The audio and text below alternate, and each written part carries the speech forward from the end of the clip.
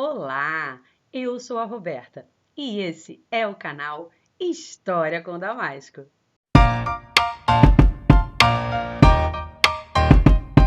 No vídeo de hoje, nós vamos falar sobre a escravidão de índios e negros no Brasil colonial.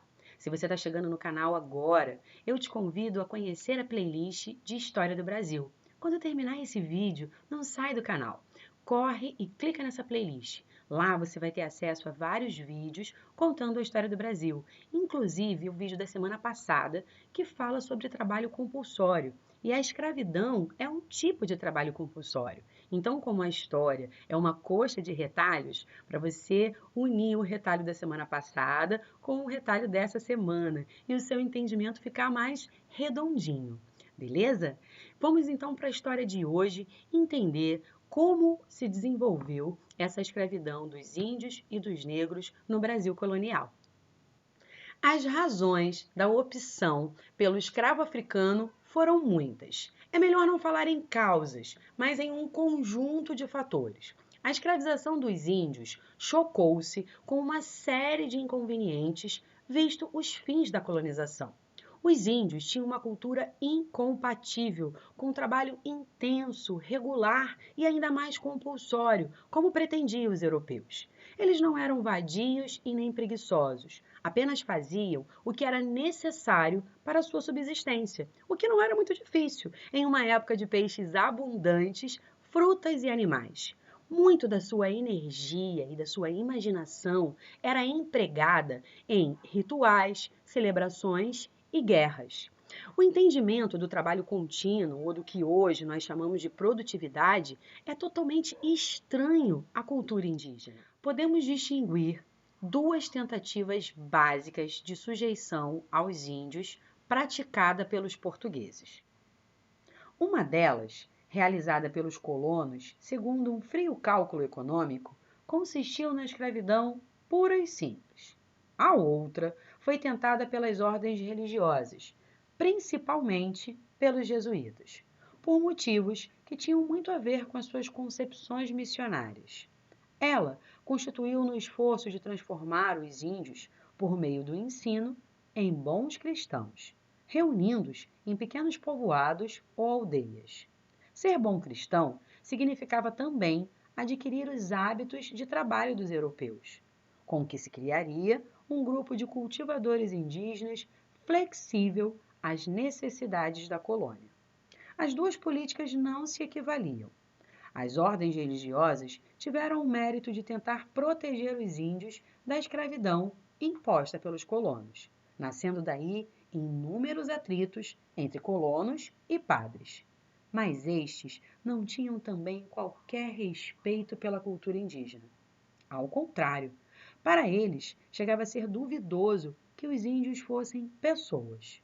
Padre Manuel da Nóbrega, por exemplo, dizia: índios são cães em se comerem e se matarem, e são porcos nos vícios e na maneira de se tratarem.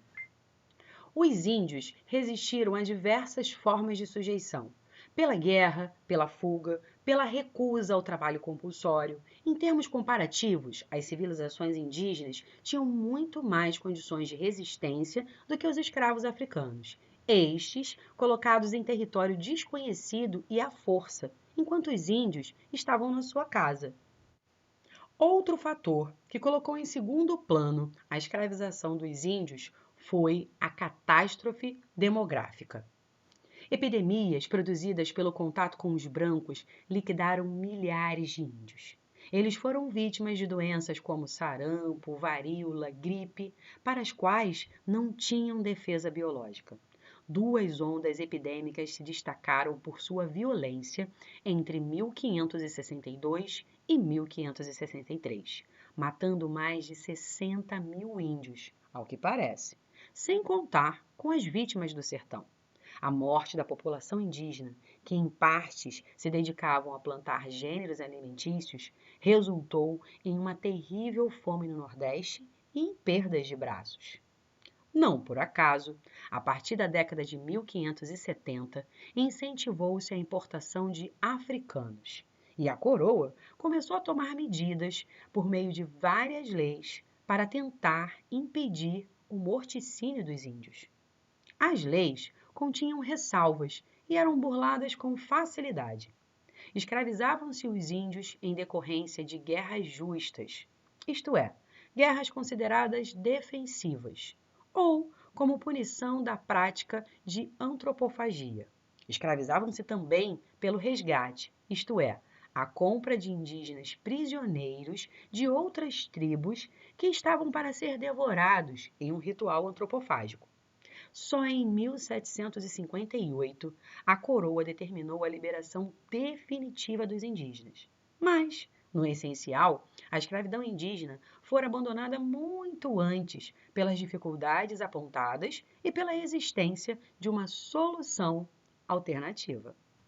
Como vimos, ao percorrer a costa africana no século XV, os portugueses deram início ao tráfico negreiro, facilitado pelo contato com sociedades que já conheciam o valor mercantil do escravo africano. Nas últimas décadas do século XVI, não só o comércio negreiro já estava razoavelmente organizado, como também já demonstrava sua lucratividade. Os colonizadores tinham conhecimento das habilidades dos negros, sobretudo por sua rentável utilização na atividade açucareira nas ilhas do Atlântico. Muitos escravos provinham de culturas em que trabalhos com o ferro e a criação do gado eram usuais. Sua capacidade produtiva era, assim, bem superior à do indígena. O historiador americano Stuart Schwartz calcula que, durante a primeira metade do século XVII, nos anos do apogeu da economia do açúcar, o custo da aquisição de um escravo negro era amortizado entre 13 e 16 meses de trabalho. E, mesmo depois de uma forte alta nos preços de compra dos escravos, após os anos de 1700, um escravo se pagava em 30 meses. Os africanos foram trazidos do chamado continente negro para o Brasil em um fluxo de intensidade variável. Os cálculos sobre o número de pessoas transportadas como escravo variam muito. Estima-se que, entre 1550 e 1855, entraram pelos portos brasileiros 4 milhões de escravos, na sua grande maioria jovens do sexo masculino. A região de proveniência dependeu da organização do tráfico, das condições locais na África e, em menor grau, das preferências dos senhores brasileiros. No século XVI, Guiné, Bissau e Seychelles e a Costa da Mina, ou seja, 4 portos ao longo do litoral da Dahomey, forneceram o maior número de escravos.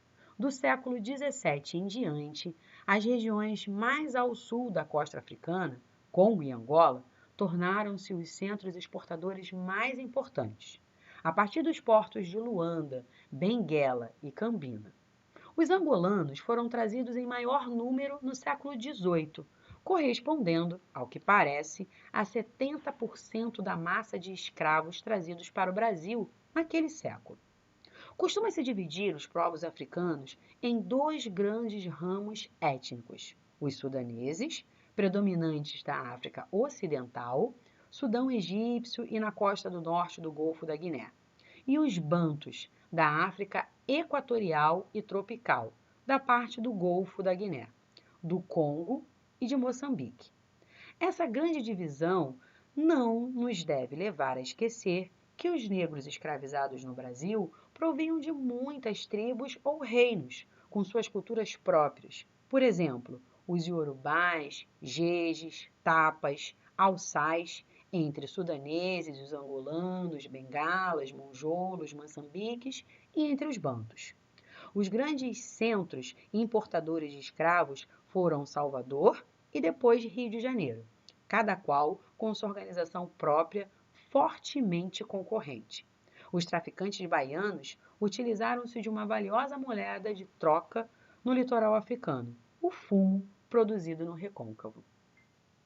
Chegamos ao final do vídeo de hoje. Eu espero que você tenha gostado, eu espero que você tenha curtido as figuras. Se você gostou, não esquece, curte, compartilha, comenta. Você sabe que a sua opinião é muito importante para mim. Eu te espero na próxima quarta-feira. Um beijo com sabor de damasco.